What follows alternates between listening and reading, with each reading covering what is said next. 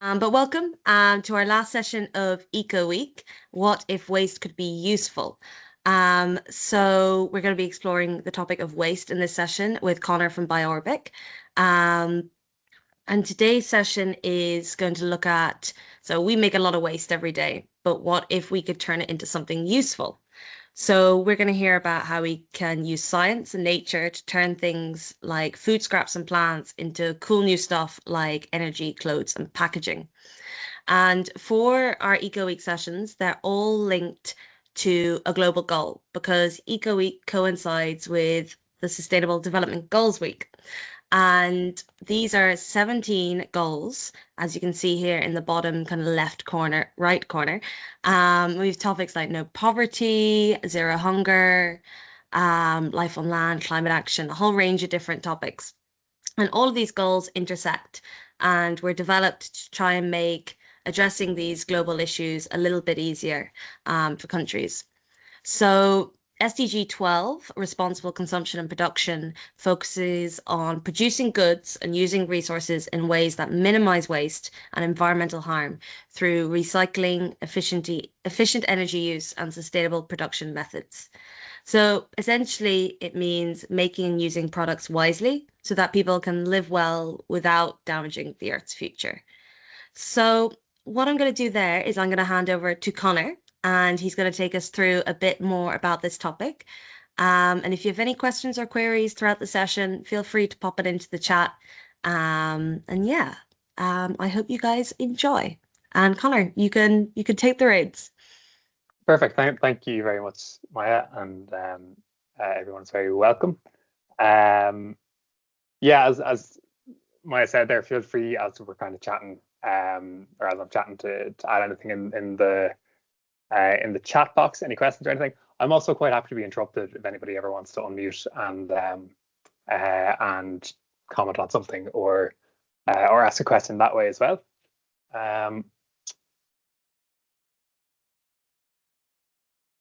Are you able to share your slides? Oh, perfect. I should Never be mind. up there now. Yeah.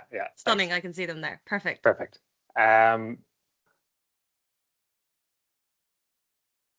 Great. So, yeah, as Maya said, my name is Connor. I am talking to you from University College Dublin in a research centre called BiOrbic, and we look at something called the bioeconomy, which might be it might be a new word. It was a new word for me when I started working here, and I'll kind of dive into kind of what that means and how that's connected to waste and to using waste to make new things in a few minutes.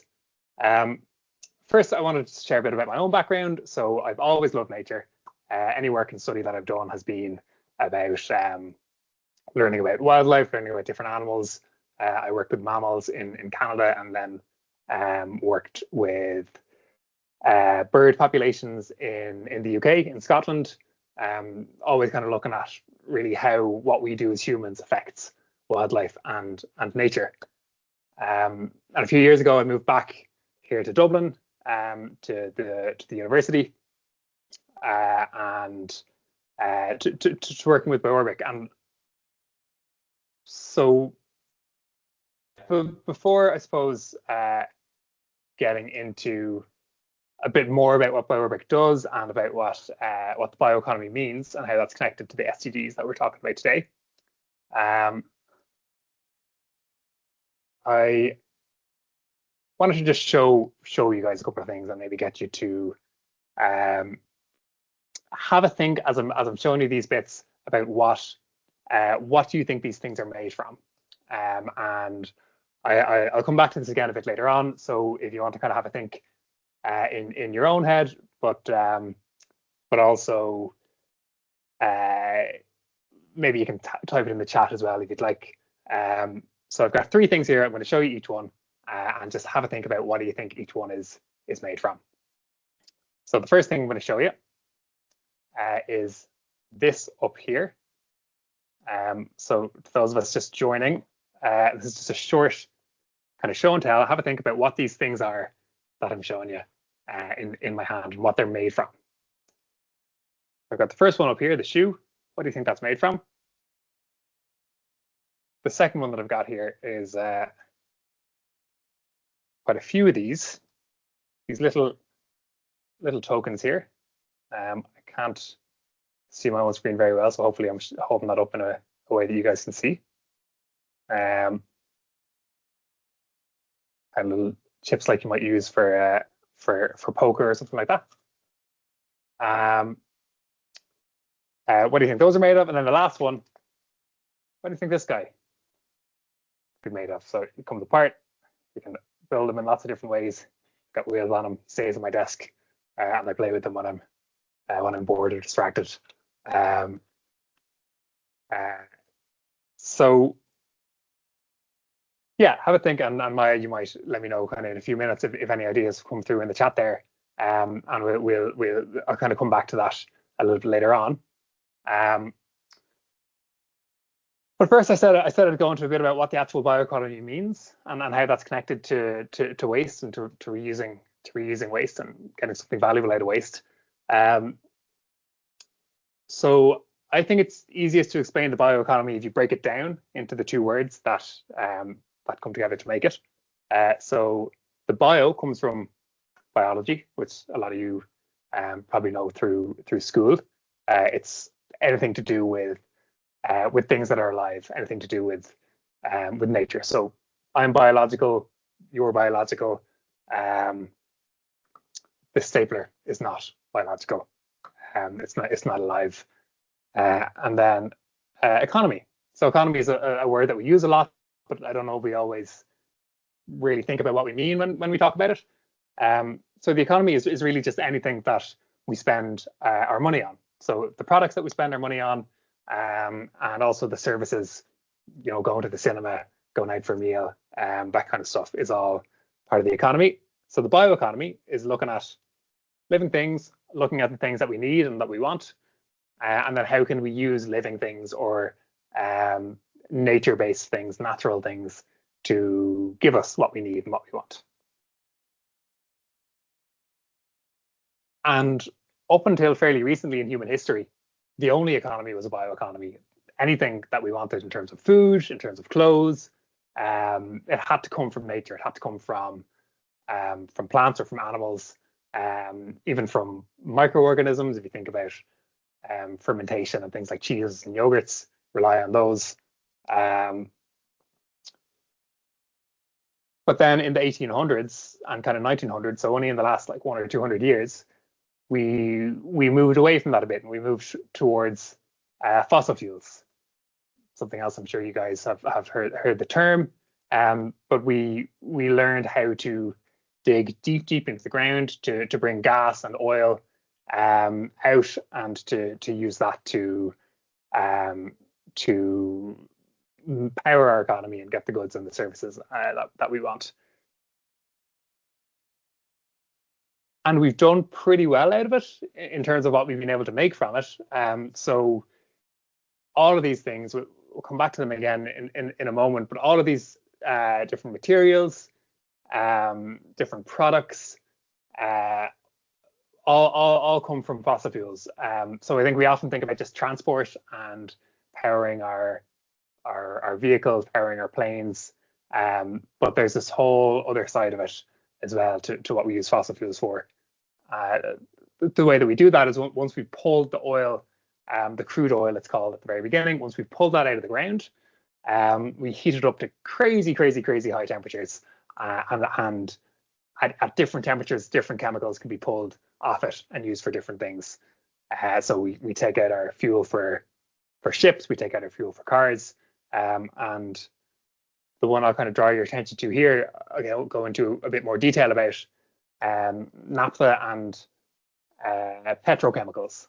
So long word, but just to say it's a chemical that gets pulled out of fossil fuels, and it can be used to make all sorts of things, like we saw in the previous slide, and like we'll come up again in the next slide.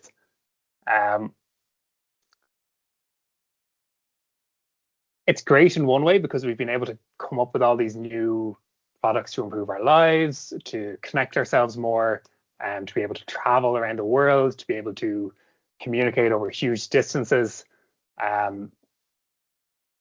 to live healthier lives and longer lives, but there's a downside to it and a cost to it as well, which is, I suppose, more and more talked about in the media and in schools as well.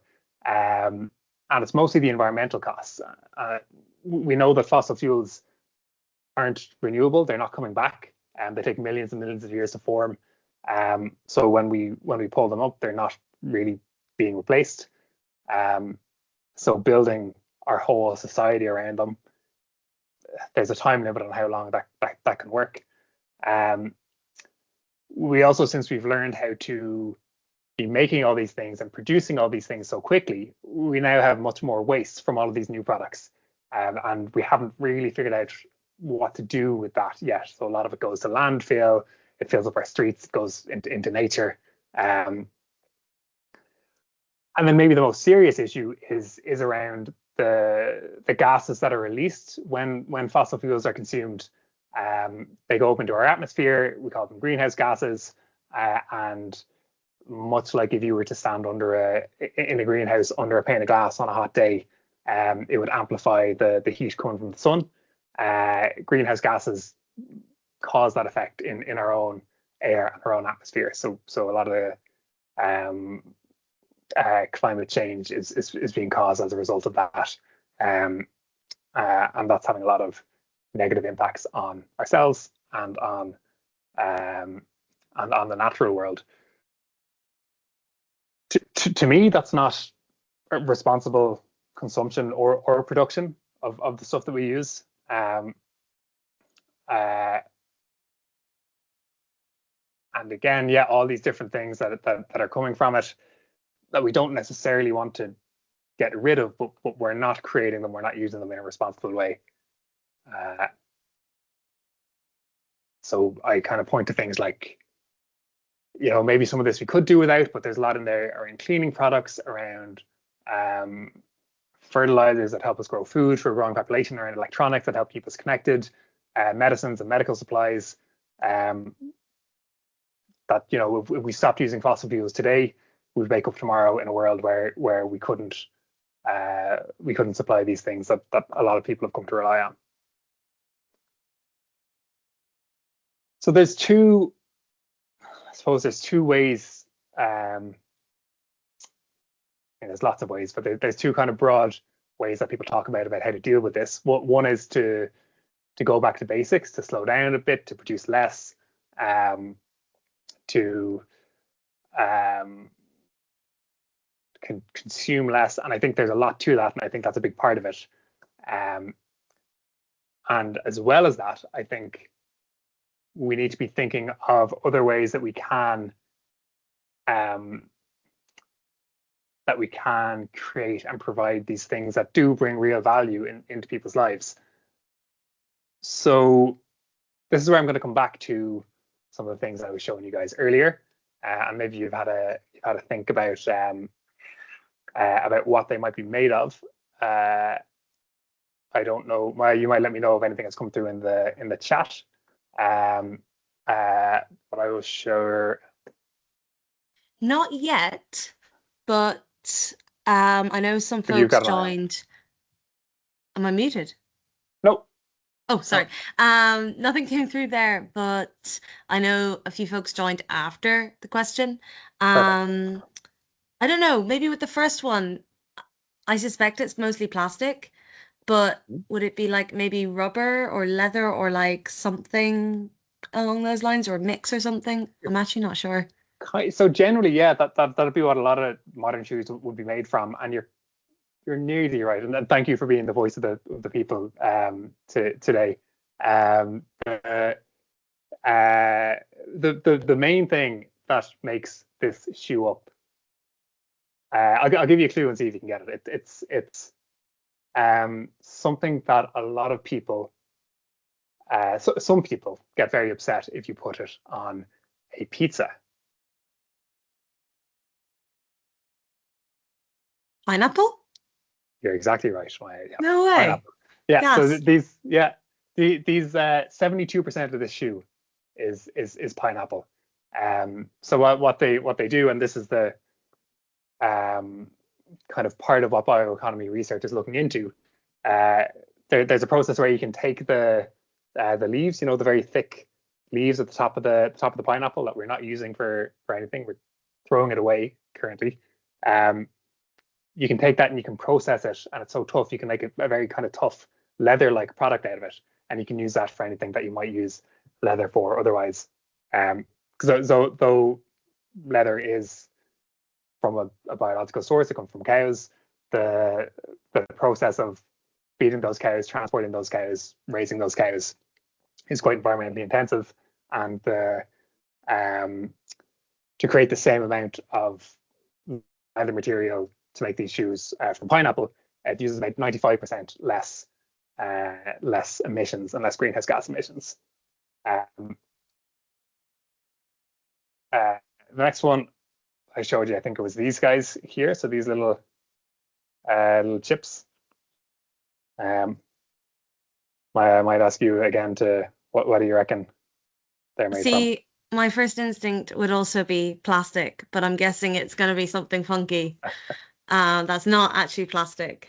You're right. So I'll give you again. You're half right. With all of these, I think you're going to be half right. They're bioplastic. So they can be used like plastic. They act like plastic. But these actually are made from the waste from a potato chip factory. So again, products that are just being thrown away, you can take it, you can pull out the starch from the potato, you can mix it with other plant-based chemicals, like they can extract bits from walnut husks, so another waste product, to make something that can be used in place of plastic, and then ultimately at the end of its life, it can be composted back down. So probably not in your garden compost, but under kind of larger kind of commercial composting operations, you could break that back down, which is an issue that we have with traditional plastics, is that they don't really break back down. So you can spend the energy on recycling them, and that's better than just throwing them away, but that still comes with an energy cost and a kind of decrease in the quality. Whereas with this, you can break that back down into something that can go just back into the ground. So kind of a bit more of a circular system rather than what we have now, which is linear. We use a product, we throw it away. The very last thing then, and you've probably going to notice a theme here. My little toy here. I won't make you guess on this one, because I'll just give you Thanks. the answer. It's also bioplastic, and it's made from sugarcane, a type of gas that's very high in sugar, and they actually make a kind of bioethanol, which is kind of an alcohol type substance. So yeah, and that one, while it's not biodegradable, it won't break back down. It can be recycled, and it does in all of these cases, rather than that image I showed you before about how we take fuel out, oil out of the ground, put a lot of energy into it to extract the different chemicals and release a lot of emissions. These types of materials are actually taking a lot of carbon in from the environment while they're growing, because that's what plants do. They absorb carbon to build their bodies to grow, which really offsets a huge amount of the energy that is made to put them together, bringing it either to neutral or quite close to neutral. So yeah, that's an example of some of the, I suppose, outcomes from this bioeconomy concept of trying to look at natural ways, trying to kind of, I suppose, nearly copy nature a bit in the way we're doing things. Because in the natural world, you don't see that everything is reused. Things break down and they're reused. Things break down and they're reused. The waste is used again. The waste is used again. And that's not really the way that we've built our societies when we're using fossil fuels. It's bring out energy, bring out resources, make something, throw it away. So I think the bioeconomy can really kind of play a role of in bringing that waste back into the system. So yeah, just move. Essentially, all of this is just to say moving away from that linear, non-renewable way into a potentially. I mean, nature-based isn't just by the fact that it's nature-based necessarily better. There are some nature-based solutions that still use a lot of energy, but generally, it is. There's more potential to make it circular, to make it in a way that that supports sustainability. To bring it back to the SDG that we're talking about today, SDG 12, responsible consumption and production. So the World Wildlife Foundation did a survey that showed up to about 40% of food produced in the world is just thrown away as waste. And that's just the food that is kind of goes through the whole cycle and is ready to eat. Along that way, through transport, through agriculture, there's a lot of that. Even more would be wasted before it gets to the time that it's ready to be eaten. So there's a huge amount of food waste, and one bioeconomy is one way to kind of make use of that. So the pineapple leaves that are being thrown away, the waste from the potato factory, taking those and using them to make valuable products rather than digging more oil out of the ground to do that. So for kind of things to keep in, that we'd be kind of trying to keep in mind to kind of have this as a viable alternative to what we're using fossil fuels for. So we want to have a lot, like, remember that list of all the different things that we can get from fossil fuels. There's a lot of things that we want to kind of be able to replicate or replace through this kind of bio-based, like, waste reusing method. And we don't really want to end up in a position like with fossil fuels where we're reliant on one thing for so much of what we need that it's nearly impossible to think about what we could do in a world without it. So even just in the few examples that I showed you there, the pineapple, the potato, and the sugarcane, different ways of making kind of leather or plastic. So I think, yeah, polyurethane plastic would be what a lot of modern shoes would be made from as well. So 3 different ways of replacing fossil fuel-based plastic, all with different kind of strengths. So looking at kind of lots of different options. We want to look at harvesting these sustainably. If we are going to be basing more of our economy on natural resources, a lot of it can be done using waste, but we might also look at growing crops for biofuel, for example, to run our cars and to run our machines, rather than using fuel pulled up from the ground. If we do that, we need to be careful about how we do that, because we could just be replacing one problem with another. So making sure that we're growing these resources in a sustainable way as well is going to be very important. Putting the waste back in, we've talked a lot about that. So again, just going away from that kind of linear throw the waste away to get the product end of life. What can happen with it? Can it be broken back down to be turned into compost that can be used to grow more resources?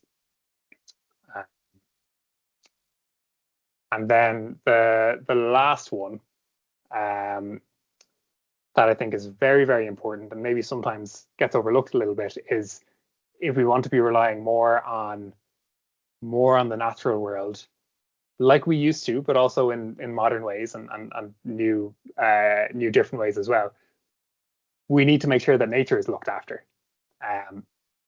We can't expect to be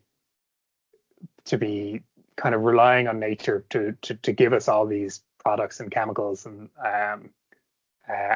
new materials without making sure that there's a kind of well-supported, strong, natural ecosystem behind all of that to be able to provide us with what we need.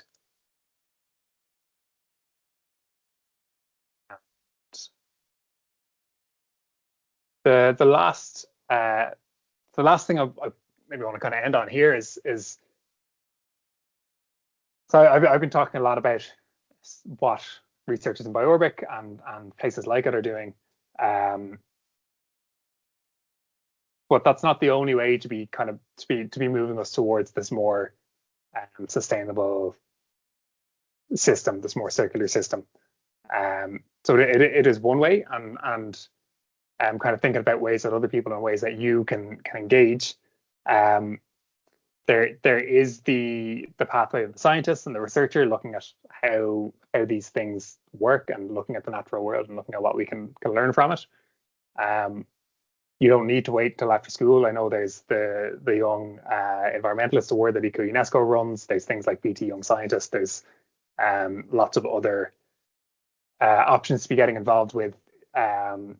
Even now, there's also the kind of industry commercial side of it. So these, these weren't made in a lab. There were researchers in a lab who figured out how you could do it, and then businesses were able to use that to create a product that people would use and want in their day-to-day lives.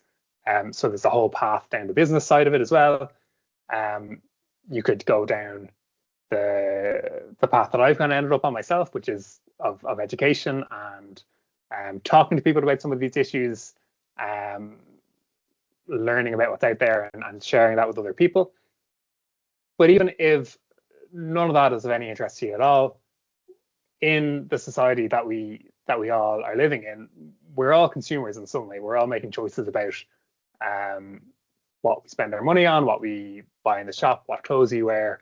And there is a choice there to be made nearly every time. And as these more kind of waste-based or bio-based products become more available, you can choose to buy the pineapple shoes, to wear the to play with the toys that are made from potato waste, but work in exactly the same way as traditional plastics. So yeah, so huge amount of ways you can get involved. Lots of very exciting things happening in that area, and I think it's one part of the answer to how do we move towards a more sustainable, how do we develop towards a more sustainable world. So I know we've got a bit of time for kind of questions and chats and stuff now as well, and I think Maya, you had a few bits that you wanted to finish up on as well, but yeah, I might hand back over to you. If anyone has any questions, feel free to pop them into the chat. That was really interesting, Connor. Thanks so much. This is maybe a silly question, but I'm curious now.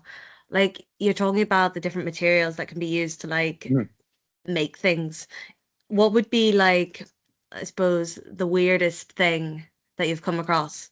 Oh, that's a very good question. I'm just curious now. Like pineapple, I think is a fairly strange one. But... Pineapple is a fun one, and it kind of sticks in people's imaginations a little bit. Can I have two? Because I think one is kind of weirder, and then one is cooler. Okay. So the kind of weird one is, actually don't have one to hand now, but they're so we're our offices, the office that I'm in, it's just across the hall from the labs. And they are working with bacteria that can essentially grow plastic into a shape that you want. So you can put it on a frame of, if you want a cup, something like this, and it'll grow and it'll kind of deposit the plastic on the frame to get it into the shape that you want at the end. And that I just thought was bizarre science fiction stuff. So that's a kind of weird one. The cool one, I think, is we have some researchers looking at lignin. Lignin is a waste product from from forestry, from things like the paper industry. It's part of the treaty that is another waste product, another thing that's just thrown away. And the potential that it has seems to be, like, I feel like nearly every week I'm hearing something new it can be used for. They used it in tarmac on some of the roads here in Ireland. I can't remember exactly where they did it, but they mixed lignin in with the tarmac, and the emissions involved in making that road from using this nature-based solution just like nosedived.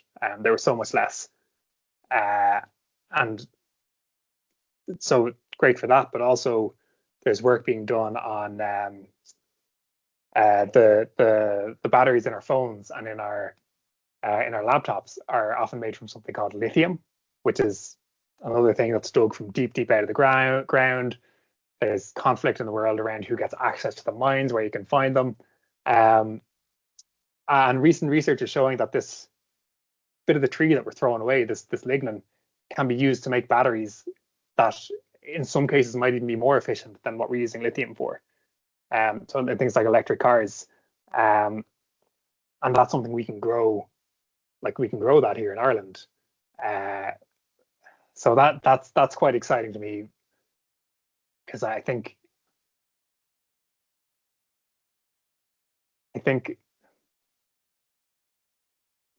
so sometimes the kind of discussions around climate and the environment can kind of polarize a little bit and be kind of quite black and white. And you know, this idea that we need fossil fuels and we need these mining and we need all these things to keep living our lives the way that we want to live our lives with all these modern amenities. We don't necessarily have to. Okay, that's really interesting. I didn't know that about the tree element at all. A friend of mine's an engineer, and that's something I've been asking him because he works on things like making phones and batteries, Okay. like stuff. And I've been quizzing him about it, and he was like, I don't know. So that's really useful. I'm going to briefly share my screen there. And I'm going to resume from where I was. But yeah, thanks so much, Connor. That really informative. Learned a lot there. And I'm hoping other people will as well. It's a really interesting topic that I'm not as familiar with. So there's a lot of food for thought there. Um, for those who were watching or are watching, there's a few other things that you can do. Let's say if this kind of motivated or inspired you and you want to do something practical, lots of different things you can do. So one of them, which Connor mentioned, the Young Environmentalist Awards. So let's say you're coming away from Eco Week and you want to do something. You want to do a project or some sort of activity, research maybe. The Young Environmentalist Awards is an all-island eco-action program, essentially rewarding young people from the ages of 10 to 18 that take environmental action of all kind. It can literally be anything. So if that's something you're kind of interested in and want a bit of support there, really would recommend checking that out on our website. Second thing is workshops. So maybe you want to learn a bit more, or you want to learn more about like different topics and things like this. The ECO-UNESCO team travels around Ireland and we deliver workshops on a range of different topics like fast fashion, marine life, climate justice, food, kind of anything and everything linked to climate / the environment, sustainability kind of side of things. And then thirdly, we have a different range of youth groups. So I know a lot of people this week are calling in during school time. But let's say you want to get involved in something outside the school environment and you want to meet some like-minded people. So we have a few different youth groups. We have a Youth for Climate Justice program that explores climate justice, and then a Youth for Sustainable Development program, where you can explore those topics a bit more deeply. And we also recently started up our clubs program again. So let's say there's maybe not something going on in your community, or there already is, and you want to have a space for young people to come together to maybe just chat about some of these topics, or organize, trips or events and talks, or can be part of an existing group or completely new group. And it's a way that you can get a little bit of support and funding for as well, if you wish. And then lastly, we run Eco Week every year. And one of the things that's most important is getting feedback from you guys about what you liked, what you didn't like, what you would have liked to have seen. Any kind of feedback is really, really helpful to help us improve the events that we offer. And yeah, essentially, thank you very much. If you have any other questions or queries around ECO-UNESCO stuff, you can absolutely get in touch with us. Our phone number's there, our email's there, and we're active on social media. So you can drop us a message over on those platforms as well. And yeah, thank you so much for joining today. And thank you so much, Connor, for providing all that really interesting information. It was really good. Very welcome. And yeah, I will see you guys soon. Hope you have a lovely weekend. Bye. Hey.